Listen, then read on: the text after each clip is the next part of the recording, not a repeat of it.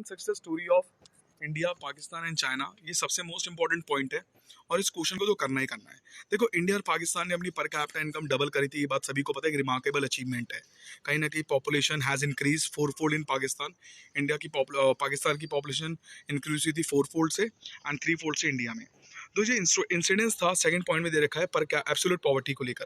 Absolute poverty क्या थी कि मतलब मैंने आपको पॉवर्टी चैप्टर में बताया था कि जो इंसान एक दिन में इतनी कैलोरी एक इंसान एक दिन में इतना कमाता है पर डे, उसकी कितनी इनकम होनी चाहिए उसके बारे में था। जो इंसान $1.25 पर डे कमाता है वो रिड्यूस हो चुका था, has been reduce significantly although the number poverty line continues to be very large. India और पाकिस्तान में गरीबी कुछ ज़्यादा आ चुकी थी, वहाँ पर एक इंसान एक दिन में $1 भी नहीं कमा पाता था। फूड प्रोडक्शन वहाँ पर एक कैप्ट पेस हो चुका था, पॉपुलेशन इतनी ज़्यादा बढ़ चुकी थी, फूड प्रोडक्शन भी कम हो चुका था, क्योंकि सिंपल सी बात है, खाने वाले 1000 होंगे, कमाने वाले एक होगा, तो खाने को तो होगा ही नहीं, सिंपल सी बात है। वहाँ पर फूड सेल्फ सफिशिएंसी भी इंप्रूव नहीं हो रहा था धीरे धीरे। वहाँ पर calorie, protein intake, per capita income rise almost 1/3।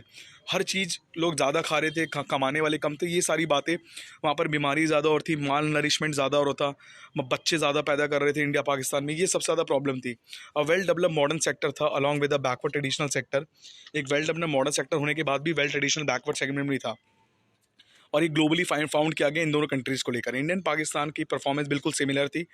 कहीं कहीं सेगमेंट में पाकिस्तान अच्छा कर रहा था, कहीं कहीं सेगमेंट में इंडिया अच्छा कर रहा था, पर देखा जाए दोनों एक सिमिलर पेस में ही चल रहे थे। कॉमन फेलियर क्या था इंडिया पाकिस्तान का? सबसे पहला कि इनकी जो इनवर्ड लुकिंग इकोनॉमिक पॉलिसीज़ थी, उन्होंने हद से ज़्यादा डोमेस्टिक इंडस्ट्रीज़ को बचाने के लिए सोचा, अपनी इंडस्ट्रीज़ को बचाने के लिए सोचा। अगर ये अपनी इंडस्ट्रीज़ को कॉम्पिटिशन में डालते तो ज़्यादा बेटर रहता, जिसकी वजह से क्या हुआ, अपनी इंडस्ट्रीज़ को बचाने के चक्कर में इन्होंने एडवांटेज दे दिया किसको? ग्लोबलाइजेशन को। जिसकी वजह से क्या हुआ, फॉरेन कंट्रीज इन कंट्रीज में राज कर बैठी। The mindset of politician bureaucrats का क्या था? Progressive change. प्रोग्रेसिव चेंज होता क्या था कि फ्रीडम ऑफ चॉइस नहीं मिल पाती थी किसको? फ्रीडम ऑफ प्रेफर्ड ऑप्शन मिलते थे rather than freedom of choice. उनको बोला जाता था, फ्रीडम ऑफ चॉइस नहीं दी जाती थी, ऑप्शन दी जाते थे, आपको ये भी करना है, ये करना है, ये करना है। फ्रीडम ऑफ चॉइस नहीं था, ना प्रोड्यूसर के पास ना कंज्यूमर के साथ। प्राइवेट सेक्टर ने क्या करा? मोर कॉन्ट्रैक्ट बनाए, घूस दे के, लोन दे के, from public financial institution. Tax evasion की चोरी होने लगी, जिससे वहाँ की जो फिस्कल डेफिसिट थी काफ़ी ज़्यादा बढ़ गई, और फिस्कल डेफिसिट होने के कारण हमारे कंट्री की वैल्यू गिरती रही और फॉरेन कंट्रीज़ की वैल्यू बढ़ती रही। जिसकी वजह से क्या हुआ, जो रुपया था 1947 में ₹1 $1 के बराबर था, आज देख लो कहीं ना कहीं ₹74 $1 के बराबर है। हमारे हमारी कंट्री में जो जितना टैक्स आता है वो सारा टैक्स तो हम लोग क्या करते हैं, अपने कर्जे भरने में शुरू कर देते हैं, और जिसकी वजह से क्या होता है, हमारी ग्रोथ हैम्पर हो जाती है। हमारा वाटर, इलेक्ट्रिसिटी, ट्रांसपोर्ट कहीं ना कहीं एक हडल बन चुका था हमारी इकोनॉमी में। अच्छी इकोनॉमी के होने के बाद भी 24/7 इलेक्ट्रिसिटी हमारे पास नहीं थी। पॉलिटिकल जो लीडरशिप थे वेलफेयर के बारे में बोलते थे पर कुछ नहीं करता था। एक वाइड लैग आ चुका था हमारी कंट्री के अंदर, एक सीरियस थ्रेट हो चुका था, एक हिंड्रेंस को लेकर, कहीं ना कहीं इसकी ग्रोथ को लेकर। कुछ कुछ ऐसे एरिया थे, अगर पेपर में क्वेश्चन आएगा, explain area where India has an edge over Pakistan. कुछ कुछ एरिया थे जहाँ पर इंडिया पाकिस्तान से ऊपर था। वो कौन कौन से एरिया थे? हमारे इंडिया में स्किल्ड मैन पावर था, रिसर्च एंड डेवलपमेंट थी, India is better placed in than Pakistan. India ने रिमार्केबल ग्रोथ किया था एक्सपोर्ट इन सॉफ्टवेयर को लाने में, और आफ्टर इकोनॉमिक रिफॉर्म्स 1991 में पाकिस्तान काफ़ी पीछे था। According to World Bank estimate 2018 के हिसाब से external trade GDP ratio is in case of India was 43%, Pakistan की 20% थी। ह्यूमन कैपिटल फॉर्मेशन हमारा ज़्यादा था, इंडिया ने डिटर्मिनेशन ग्रोथ करी, सबसे ज़्यादा ग्रोथ करी ह्यूमन कैपिटल फॉर्मेशन में। इंडिया के जो साइंटिस्ट थे, इंडिया के जो बेटा इंडिया के जो बेटा साइंटिस्ट थे, वो excel in defence technology, space research, electronic, avionics, genetics, telecommunication etcetera. Pakistan इन सब में काफ़ी पीछे था। नंबर ऑफ जो पीएचडी थे जो इंडिया ने प्रोड्यूस किए science and engineering every year about 5000 थे, is higher than the entire stock of PhD in Pakistan. India is also better record of investment in education, adult literacy rate, female literacy rate, gross enrolment ratio, all the level. हमारा India सबसे आगे था पाकिस्तान से, और much faster भी था। हमारी जो owing to rapid decline in fertility rate, population growth in India has been slashed. उसने क्या करा, बिल्कुल ताबड़तोड़ उन्होंने कंट्रोल करा पॉपुलेशन को 2017 में। While in Pakistan it continues to high, Pakistan धीरे धीरे उसमें और बढ़ रहा था।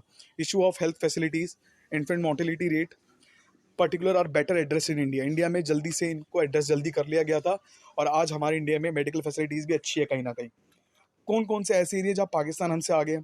Starting from almost the same level as India, Pakistan has achieve better result with regards to migration of work force from agriculture to industry और migration of people from rural to urban area, दोनों का same है। India और पाकिस्तान क्या होता था, जो गांव से शहर में जाते थे काम करने के लिए।